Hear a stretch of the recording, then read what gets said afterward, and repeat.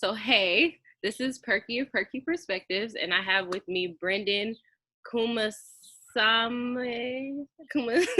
Did I get it? I did? You Okay. get it up? Yeah, absolutely. Okay, and so just for a little intro, this is a Zoom call, so it'll be available on YouTube under Perky Perspectives, and I'm also going to pull the audio and have the audio available on Patreon, Apple Podcasts, Google Play, Spotify, Pandora, Radio Public, ICN.DJ, and perksofwellness.org. So it's a lot of places you can find this audio. Also, just a side note for everybody, I also am the nominations director for the Black Podcast Awards. So if you are in podcasting, please go apply. That's blackpodawards.com. Applications are open until August 1st. So don't miss your opportunity. But if you don't feel like you qualify for this year, then we can always put your name down for 2021. But if you think you could be a judge or if you want to sponsor, please go look at the page, and there might be other ways that you can fit in. And then also for women or for people that have daughters and they need some educational stuff or anything like that for menstruation or just how to have the period talk with your daughter, you could visit my site, tinyurl.com/love-project, and you can get some stuff for people or get some educational materials. So for our guest today, Mr. Brenden, he has a show on YouTube as well as he's on LinkedIn and Instagram, and add any that I did not say, but your show is called MasterTalk, and you help people with public speaking, correct? That's it. But to be honest, Ashley, I think I should be interviewing you. You're sure working on a lot of projects there. Yes, way too much. Way too much. I don't know like, how wow. people are doing all this with children. Oh, you got kids too? No, wow. I know. I'm saying. Oh, okay. I was like, wow. Jeez. Right, that's the feeling. But yeah, so tell me about how would you describe what you do? Yeah, for sure. So like you mentioned, I make YouTube videos on public speaking. I think one adage that kind of sums up my life is help people who are less fortunate than me achieve more than me. Okay. So MasterTalk is my way of doing that. It's the thing that I like to do best, and what I guess have expertise in, which is sharing communication videos with the world. Because what I found was a lot of people who struggle with public speaking, who struggle with communication, they don't have access to the tools and resources for free on how to master this important skill. Because a lot of the information available right now, it's pretty terrible, to be honest. So I thought I would make a change and create these resources. Okay, so what have you seen that's really available outside of like what you do, like books, like what? Like what do people usually use to learn how to be a better public speaker? Well, what did you use, I guess, to become better? Yeah, so I'm a bit off in the sense of I actually didn't use any resources. So I used to do these things in university called case competitions. So think of case competitions like professional sports, but for nerds. So let's say you want to get into the NBA or a sports league. You go to a D1 school, like a Duke or something. You practice really hard. The coach yells at you, and hopefully you get drafted to the NBA or something. Right. In Nerdland, so where I'm from, instead of basketball practice or football practice or soccer practice in the morning, it was let's present 3 times a week. So just to give you an idea how crazy this world is, there's people, okay, who fly out from Thailand and many parts like the University of Florida. They fly to Montreal, in where I'm from in Canada. They spend $10,000 to like $10,000. yeah to play. Their school funds everything though. Oh, 10K, okay. then flights, accommodations, food, like it probably runs them like 20-25K just to present slides. So, just to present slides. This is a real thing. is this like what's that movie? Was it Freedom Fighter? No. It was like this movie where they like went around and they competed in debates. Like, is it kind of like that? Like, where you debate, or are you literally just doing like is there a counter argument for what you're doing? You're on the right track. So it's sort of like that. So let's say we're on a team together, and a business like McDonald's comes up to us and says, Ashley, Brenden, the struggle that I have right now is a lot of people are all voo-voo, like I want to eat salads now, I don't want a burger. right? Especially in Right. California, right? They want to eat like, the salad of a salad, right?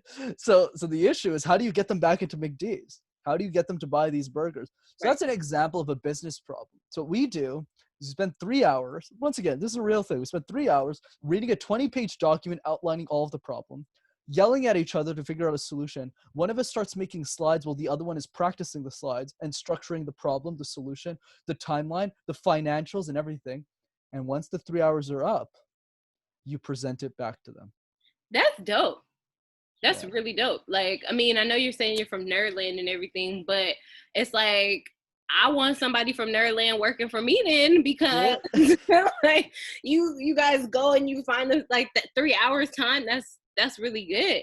And also I think like when it's a good background to have for, because a lot of people I do motivational interview and I do motivational speeches and I'm a public speaker and all these things, and then you ask them how they got started or what their background is, and it's just from doing it, which, not to knock it, but it's just like, how can I trust you to teach me where my flaws are and what I need to fix if you just started? Like, you didn't have a mentor, you didn't have a coach, you just started doing it. So for you to say that you have that kind of background and it's like such a niche and practical at the same time background in it, I would rather be learning from you than from somebody that just happens to, because it's usually people start making a lot of money.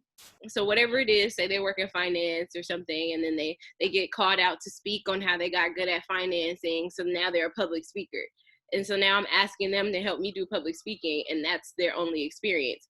They're already millionaire. They already have money. They're just going to pay more to just tell people how, you know what I mean? Whereas you learned how to specifically do that thing. So yeah, good job. I appreciate, your support means the world to me, Ashley. But So anyways, the point is, no, go ahead. no, go say what you can say. No, I was just kidding. All right, you're the boss, not me. But anyways, the point is simple, right? The reason why all of this why do we participate in these things in the first place? The reason, back to the finance guy, that I think is a good analogy here. A lot of the top jobs out of business school go to the people who don't necessarily have the best grades, but the most involvement. So let's say, for example, you're at a competition. It's your first year in university, second year. Usually the judges who are judging you in your presentation are vice presidents of companies or managers of companies. So they're very high up. Sometimes even the CEO shows up, depends on the competition. Like international ones, they do. So if they like you, there's no interview. They just give you the job. That's true. Right? They go, well, Ashley's presenting better than my vice presidents in my company. She's like 20, right, at the time, right? When I was he's like 20, right? So you're just like, yeah, you just come work for me. I'll pay you double, whatever. So that's how it works. So a lot of the most coveted jobs in business school go to people who compete. That's why I initially competed, and that's why everyone else does. It was really to get out of poverty. Came from a really poor family. I wanted to make money. Simple, nothing exciting. But I fell in love with case competitions. I just got obsessed. I was coaching people on public speaking since I was 19. So you picture me at 19, I was yelling at people. And I started MasterTalk when I was 22. Kid is like the one that's about to take your job. Like, yeah. That's one way of looking at it. Like, you better sit down. That's good though, because I think another thing that people don't know is like I was telling somebody, it's like when you compete in something, and the world is a competition, when you compete in something, there's like two types of people. There are the people that are naturally talented at it, and then there's the people that work really hard at it. And it's, if I'm just naturally talented, but then I start dicking around, excuse my French, but if I start dicking around and I'm just like, French. well, I That's already know not how to French. do it. Excuse my I speak French. That's not French. Excuse my American. If I start just messing around, I'm just like, oh, because I already know how to do this, I'm going to just automatically win. But then the person that works harder, they're going to end up beating me. So it's like, you can't just be naturally talented at something. You still have to put your work at it. And so, like, but that's how people move forward in life. Well, I have a family that has this type of thing in their background, and we already have money and whoopty whoopty whoop, so I'm gonna already make it. And then somebody that's 19 comes and says, whoop, nope, it's mine. And that happens a lot though. It happens to a lot of people. like just to build, because I just love that you mentioned the French thing, because it's a great tie-in to my story as to why I'm so passionate about public speaking. So when I was 5 years old, My parents came up to me and they said, Brenden, you actually have to go to a French curriculum. You have to go to a French school. So why is it? That makes no sense. Montreal is one of the few cities in North America. So Montreal's in Canada, for those who don't know. It's like a couple of hours from New York. And if you want to succeed in that world, in that city, you need to know French and English because French is an official language. Except one problem. I didn't know a word of French. So for my whole life, not only was I uncomfortable with presentations, I had to give presentations in a language I didn't even know. So when I was in grade 2 or 3 or 4, I would walk up and go, bonjour, which is French for hi. And then I would just start panicking and run away. So that's why I'm passionate about this stuff. I was like, if I could do it, everyone else can too. Right. That's really good. I guess that's a good segue then, since you know, so now that I know that you know, well, I kind of read it a little bit, but you know multiple languages, right? And you've had to present, I'm guessing you've also been around the world with this, correct? So you know of a lot of different type of orators, not just the English speakers, but you know other ones, right? So who are your top 3 orators? For sure. So for and one thing I want to point out with public speakers is obviously the one thing in common is that they have nothing in common, right? In the sense of it's very subjective. Like you could be a fan of Lisa Nichols, I could be a fan of Gary Vee. It doesn't really matter. But one thing I want to point out is what makes a great public speaker amazing is not by the way that they speak, but rather the outcomes that they achieve. Mm-hmm. The end of the day, if your outcome is X, like I want to raise X amount of dollars for my charity, you achieve that. That makes you a great speaker because you got the job done. Right. That's kind of how I want you to frame this. So the top 3 people for me is one, Scott Harrison. So Scott Harrison is the founder of Charity Water. It's this nonprofit based in New York that helps people get access to clean drinking water. And he's really smart in the way that he presents. He's one of the few nonprofit founders in America and in North America that actually spends 100 times a year to present keynotes. Not many people do that. So it's really smart how he kind of ties in storytelling. He's not the best speaker out there, but I think there's a lot to learn. And I personally apply a lot of the way that he speaks in my own presentation style. Second one that comes to mind is Esther Perel. So Esther Perel is a dating coach. Well, not a dating coach. She's a couples therapist. Okay. And she's really smart in the way that she communicates how relationships have evolved over the years. So if you think about one of her famous taglines in her keynotes is, if you didn't love your partner 150 years ago, it didn't matter because you were going to die in 10 years anyways. Because life expectancy was like 25, 30 years. But now the idea of marriage has changed from this thing that lasts for 10, 15 years, because forever before meant 10, 15 years. Because Right. people want to live a long time. Whereas now, since life expectancy is very high, forever means actually forever. So those kinds of things, it's the way that Esther communicates the information. She's very captivating. So you just want to listen to her all day. And I'm a dude. That's coming from a guy. And I'm listening to her all day. I'm Number one. Yeah, I'm a dude, right? Yeah, I'm 24, right? Just to be transparent with people. And I think that's useful to pursue your dreams, right? We can have a whole discussion about that in ways. But as the number one speaker, my favorite one is Seth Godin. Okay. So Seth Godin is a marketing expert. And what I love about the guy is just the way that he communicates. He is well known for having 400 slides in a 60-minute presentation, never looks at any of the slides.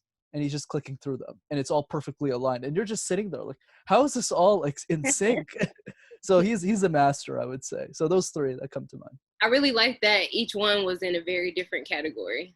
That's good to have diversity in your study, because that's how you study. Do you consider them to be mentors?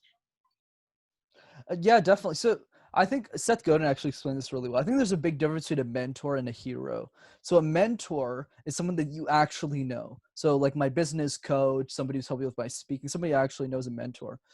A hero is someone I probably won't meet in my life, but I always think about what would I do if I was in their shoes. Right. So for me, Scott Harrison is a big mentor slash, hero of mine. Seth Godin is more of a hero, Esther as well, but they're definitely people that I look up to. And building on your point that I really liked is drawing from other people in other industries. Like just to give people an idea of how crazy I am. Just today, I made a video on YouTube, like a script about the 3 lessons I learned from magic that apply to any presentations. Right? Like, how does that make any sense? I'm not a magician, right? But I'm learning from magicians. I'm saying, oh, this applies in a presentation. Let's speak on that. Mm-hmm. So I'm always trying to think outside the box. Mm-hmm. Yeah. And that's weird that you said hero. I think I would have said an idol over a hero. That works too. Yeah, I like that though. And so you started presenting when you say you started to present in as a youth, but like what age do you really remember like it clicking that this is what I want to do and this is what I'm going to make my living off of? Oh, very recently, actually. It wasn't too long ago. I would say 2 years ago.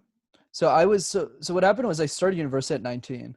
And then after I joined the case competition program, the Nerdland program, when I was 20. But already I was speaking quite a bit in like presentations in classrooms.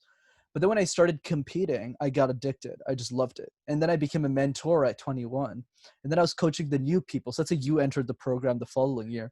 Then I would be your coach for public speaking. And I would be railing you to do this, this, this, this, this. And then what happened when I was 22 and I graduated, I started working in corporate.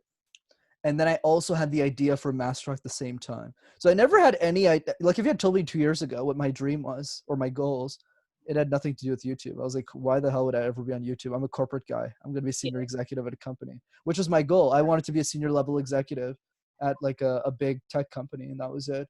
Wasn't going to do anything exciting with my life, but I was called to do something else. So I changed my mind. That's good. You didn't change your mind. Life was like, no. Yeah, they're like, no, You no. thought. Okay, so 22. That's pretty, yeah. So 24 right now. You're not even like some people say, especially for a male, they'll say that men don't really mature and like fully get there until like 25. But it's Yeah, cool you're like already thinking to me at like a very high level. You seem emotionally intelligent and mature. And by 24, you're like already in that life path. But like you said, when you were referencing relationships and life expectancy, it's like we were living at that like 40, 50 if you was lucky. And now they're saying there's people that are walking on the earth right now that will live to be 130. exactly. So just thinking in that way, so you might retire early, right? What do you think would be the next thing for you? Or do you think you'll try to find a way to have this be your forever? That's a great question, and I love that how you phrase that. So I'd say there's two parts. One, any man who tells you that they need to be 25 to be emotionally stable is just that, an immature man, right? That's just my take. Is I think the idea is that's why age is just a number at the end of the day. Like I see 80-year-olds, starting companies. Like it doesn't really matter. I Yeah. think it's more about understanding who the real enemy is. So a lot of people, like if I asked, not you because you seem emotionally stable, but somebody else, like who's your enemy, right? Let's say Julia, I don't know. And Julia would say something like, oh, my boyfriend sucks, or he mistreats me all the time. Oh, that guy who cut me off in traffic, or my mom was always yelling at me. Mm-hmm. And I always laugh when I hear these things because I'm like, you don't understand who the real enemy is. It's time. Time is the thing you can't beat. You can Yep. throw money, resources, you can yell at it, you can try run it over like a bus, and time will always win in the end, right? So once you acknowledge who the real enemy is, then you can start to make better decisions for yourself. I just got that lesson when I was 18. I was listening to a bunch of podcasts and I was like, why am I mad at this person or that person? Let me just focus on finding out what I'm supposed to do here and Mm-hmm. not waste any time. So I got all that emotional intelligence training in my early 20s so I can actually do some real stuff with my life. Yeah, that's good. Glad you got it early. Some of us be catching up. Some of us never get there. Yeah, that is very true. I do mental health therapy, so I can tell you for a fact that a lot of people never get there. But you said something. What did you say? You said, oh, for me, I think what made it click for me, that time factor, was I was actually listening to a real estate podcast, and one of the men, he was actually a young man, very successful too, and he said something like, I've been trying to do stuff, I've been working on my projects, but I would never really put it out there. I would never fully like dive in because of fear or whatever. And then he said one day it just clicked with me that it's better done than perfect. And like I was like, oh my God. Like, I didn't even know I needed to hear that. Like, I was like, okay, yeah, all these things I've been sitting on. I think I stayed up to like 5 a.m. that I basically didn't sleep. I stayed up all night, like working on things. And I was like, yeah, you're right. Like, why am I sitting? What am I waiting for? And it's that time thing. It's like, what is perfect? And when are you going to get to perfect? When is it ever going to be enough money? When is it going to ever be the right time to do these things? Like, you just sometimes have to do it, get it done. So, I yeah. love that. And like one strategy I have for folks, 'cause I know fear is a big thing. look at me as an example, right? I started MasterTalk when I was 22, public speaking coach. What the hell am I supposed to be doing? Teaching people communication. I don't have a PhD. I barely even have a bachelor's. It's not even related to communication. It's related to business. So why am I coaching CEOs of companies? How does this make sense in a logical world? So one side of the coin is Brendan's unqualified. Brendan shouldn't be doing this. This isn't right. But the other side of the coin that's more interesting for us is who suffers from our inability to take action. So if we decide every day when we wake up that we're not going to do anything with our lives, who pays the price for that decision? And when us, sure, but that's cute, right? Compete against yourself. That doesn't really help you because humans aren't motivated, or else we'd all be healthy, right? So I think it's more about the other person. So for me, when I really thought about why I was starting Master Talk, I internalized a 16-year-old girl named Julia. So let me explain. So Julia's 16, right? She goes to high school, super smart girl, gonna do really big things in life. But there's one thing. She's scared of public speaking, right? And she has a presentation tomorrow. She wants to raise a bit of money for a favorite animal charity, like a shelter. But she's scared. She's like, I don't want to know this thing. So what does she know? She knows YouTube because she watches all of her favorite stars on YouTube. So what does she do? She types public speaking tips on YouTube. And what does she find? She finds a bunch of old white dudes who don't know anything about public speaking. So what does she believe? She believes that gross, I can never be a speaker. So I'm going to spend the rest of my life reinforcing that belief unless I did something about it. And Julia is just one person. Julia represents the millions of people in the world that are currently alive that want to make a difference in the world, but don't know I exist. And for also the millions of people that will live after I die. So every day that I choose not to work on Master Talk, that I choose not to care, that I choose not to come on a podcast, I am basically saying that I don't give a shit about Julia and the millions of others who need me, because there's nobody else who's 22 who has this level of expertise on public speaking on the planet. So I need to do it. So that's a lot more motivating than focusing on yourself, I find. Altruism, yeah. I think that is very important to say that you need to have something that drives you. But there's a lot of people that they just can't even get over themselves first. It's like, you got to get over yourself first to care about other people. So you do the self work. Like, as far as especially right now, we're in this delicate phase. Look, we're doing this over Zoom, not just because Zoom has always been there to help us do this, but because we don't really have any other choice right now. But it's a lot of people are stuck at home and they're stuck in their head. And it's really important to do that self-work to see, because a lot of us have been complaining, I don't have time. I don't have time to do these things. I wish I just had more time to do X, Y, and Z. It's now you're at home. Now you have the time, you have the resources. What's really the excuse? And it's I haven't pulled out of myself to start working on whatever it is, to start caring about Julia, to have that Sonder outlook on other people. So I definitely agree with you, but I think it's it is two parts of that mental health side. To be altruistic, you have to care. You have to care about other people. It's simple. So let me build on this, because I like where this discussion is going. I like the counter here. So one thing we can bridge both of our perspectives is, what habit should people take to take care of themselves first? That's a good way of continuing this conversation. Okay. And I think the one habit people need right now, if you care about yourself, you want to focus on yourself, you're sad, you're depressed, focus on this one habit. Not exercise. I don't give a shit about that. Asking yourself the hard questions about life. I'll give you an example. Every person I've talked to, and it boggles my mind, I asked them this question. If you had all the money in the world, okay, you didn't have any money problems, you have all the money you need, how would you spend your time?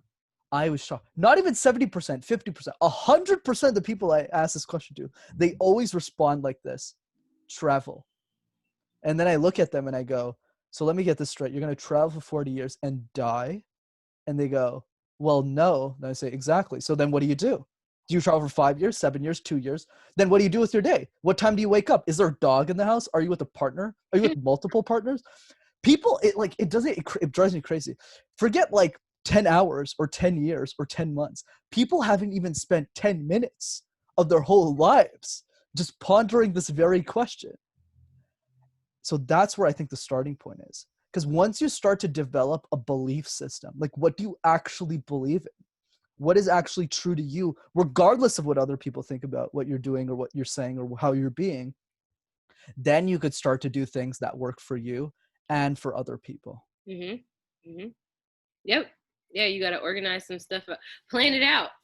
Think about it. A lot of people, they just get stuck like, I'm going to just work this 9 to 5, and then when I retire, then I'm going to do all these things. It's like, well, why not start working through these things now? There's still a way to do everything you want to do. So I agree. I like breaking the notes. I'm always different from most guests. What does normal actually mean? This is what normal gets you. Okay, so just so everyone who's listening is on the same page. You're going to be obese. You're going to eat unhealthy foods. You're probably going to get divorced statistically. You're going to be unhappy. You're not going to be fulfilled. You're going to have no direction. You're going to have a white picket fence, a mortgage you can't pay off with 2.5 kids, a partner that's heterosexual, right? Even if you might have different sexual orientations.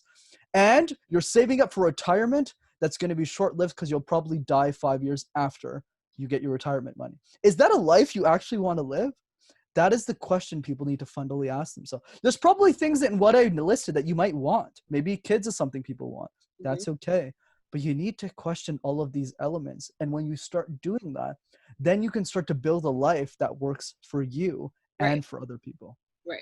Because norm is just what somebody else sets, basically, like society. But who's the society? Because we all, in a way, fit into a different society. Like some of the stuff that you listed, me being a Black female, those don't apply to me. Like, so it's just like some Black people don't even save anything at all, let alone save for retirement. Some never retire. So it's just like there are different norms that we don't even fall into. But it is important for us to create our own norms and to create what we think to create your own family, your own society. Like there's a niche for all of us to fit into. But like you said, you have to have those uncomfortable moments. A lot of people avoid the uncomfortable moments, but you won't really unlock that what you were talking about, creating your own future. You won't unlock it unless you have those uncomfortable moments. So I agree with that. I like that. I like what you do, sir. Okay, so speaking of like just what's happening in the world, because I kind of mentioned like Black Lives Matter is a big movement right now that's pushing off. We also have the pandemic, COVID, that is affecting everybody. How does all of this affect what you do as just how you identify as a person, and also your role in other people's work and lives? And like you said, your speaking engagements have kind of been put to the side and everything. So how is this affecting you? Yeah, for sure. And I think one way of looking at this is that kind of summarized my thought process is perspective frees us from the chains of constant complaining. So if we have true perspective on what's actually happening in the world, then we can start to think more clearly. Sure, we can get angry about a lot of things, and I'm not trying to downplay any of those things. But if we get stuck in hatred, all that's going to happen is we're just going to divide. And if we're divide, we're never going to come to any conclusion that's tangible or actually helpful for the human race. So let's start our thinking by saying the following. 1% of all households in the world have a working kitchen. Okay, that is just a real stat. Most people live in the world don't have the kitchens that we have, that both of us have.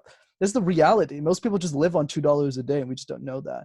So once we acknowledge that, we say, okay, we have problems. These movements, not the movements, but what caused the movement, right? The pandemic, all these things are happening. They're bad. But is it the end of the world? No. So this is the thing. Most people, and there's a lot of things that happened that I didn't like. I lost all my revenue, and all that stuff is fine. But the point I want to drive is I want more people to be solution-oriented and not problem-oriented. It's easy.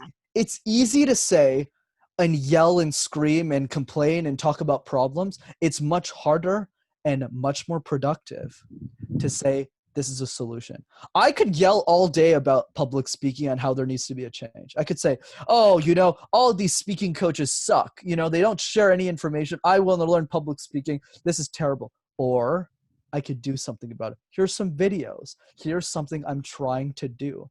Be a part of the solution. Whether it's Black Lives Matter, whether it's the pandemic, or more importantly, something that you're actually uniquely talented in, that you think you can contribute to the world, focus on that thing and be a part of the solution. If everyone just thought this way, we wouldn't have any of these problems. Okay, so to counter, what about for the people that don't even acknowledge that there's a problem? Like, Right. that, to me, that's part of like some of the movements is just saying like, hey, can you guys just acknowledge that this is an issue? But yeah, I definitely think there needs to be layers. Like there should be a part to where it's like, yes, we're identifying the problem and then we're having our action steps towards creating a solution, or to even just moving towards the solution. Mhm. But if we're still stuck at it's not even a problem, then how do you move to the solution? I absolutely love your counterpoints, and I completely agree with everything you just said. So I think the layer I want to add here is that I think this is much more difficult for people to grasp, in the sense of, okay, not a part of the problem, doesn't seem solvable, I want to give up, right? So that's what most people do, right? That's just obvious. So I think the better approach of thinking about it is saying, what can I do today that I think will tangibly improve the way that everyone else lives? So step one is simple. You just be a better human being. But that's easy because I'm sure everyone who's listening to this podcast and taking time to listen to this is probably someone who already has those values. So let's move on to step two. What's step two? Step two is not making this big blunder and like a blunder, I mean, and changing the world on stuff. No, it's focusing on the winners. What does that mean? My belief system is simple. I know everyone's not going to watch my YouTube videos. I know I can't convince everyone to do it. It's just not going to happen. So instead, what I'm going to say is if I can help the 10,000 people in the world that are alive right now that are meant to do big things in life, if I just help those 10,000 people, humanity will advance. So the way that I look at it is I needed to get on YouTube for those 10,000 people.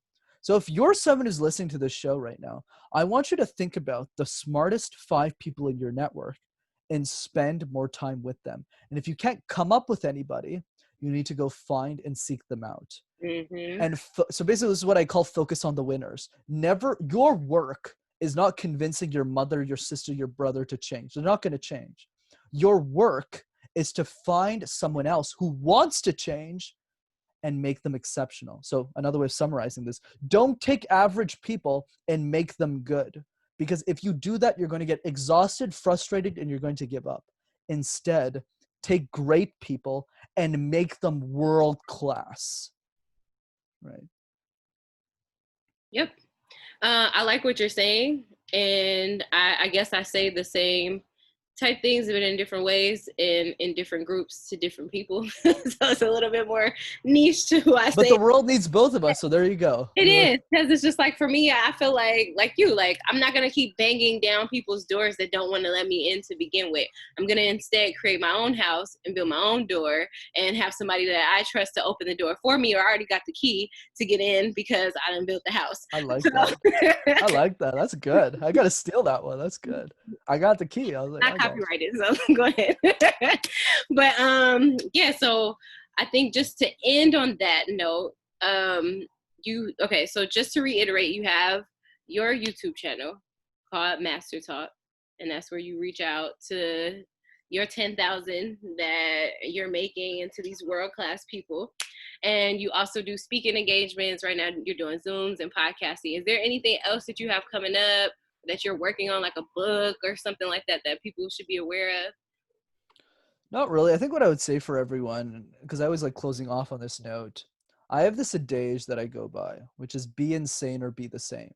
If you want to be like everyone else, go do that. But if you're someone who's listening to the show right now and soaking in this knowledge that I hope is useful to you in your journey, then I would challenge you to think about how to be different, how to be a bit more crazy. Because everyone who has done something significant with their lives are all crazy one way or another, right? Whether it's Elon, Steve Jobs, everybody, Barack Obama, just really bad, right? We're all crazy in some way.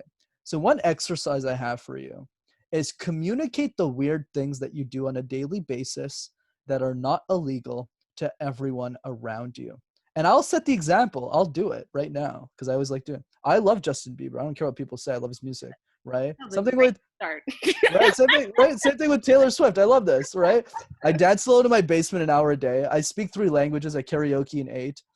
This is just things that I do. They're weird, right? But notice the confidence in which I'm communicating it, right? I'm a 24-year-old kid who coaches CEOs of companies, right? So the point that I'm driving here is not that I'm some special person or anything, but rather I made the decision to be insane. And the truth is, we're all weird. We just choose to hide it. We choose not to talk about it. And because of that, we choose to fit in. And by fitting in, we become normal. And by being normal, we achieve nothing.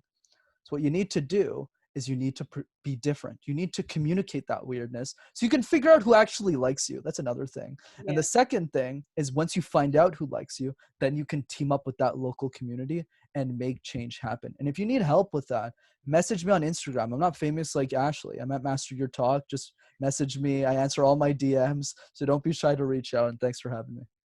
No problem. And I like that. I think I'm curious as to what, it's so funny. One, I go by Perky, and I think that's already weird enough because like I have to introduce myself as Perky sometimes I guess I'm 28, but I still consider myself not fully an adult. So I'll be like, oh, when I talk to adults, like when I talk to other adults and I'm like, hi, I'm Perky, they be like, it's like, that's already weird enough. Like some people's minds and where that goes, it's like, nope, that's not why. but that's curious. I'm gonna think about what makes me weird. Because I really don't care, I guess. Like it doesn't feel weird. So it feels like my norm. So I think that's really good that you tell people to identify that. Right. I don't listen to Justin Bieber though, so you definitely That's cool. that. Definitely got me. And that's cool, right? Like just going back to your point, like the people who call you weird for because that's something I just missed. I thought I just kept calling you Ashley, so I should have called you Perky. But the idea is simple, right? If people think you're weird for calling yourself Perky, they're not for you. Right. Right, you're just like, thanks, bye. Okay, there's like 100 other people there that are waiting to talk to you. Exactly. But yeah, okay, so thanks again, Brenden, for speaking to me. Actually, we'll definitely want to reach out to you more as I journey through my baby Angela Davis activism journey, and I have to speak to more and more people. I will definitely want to reach out and get more tips. I actually like the video that you shared with me. I watched it. And I liked your speaking points on like posture and different things like that. That already was enough for me because I don't even know how I sit. Like I'll just be like, You good? Don't worry, you good. So that's already enough right there.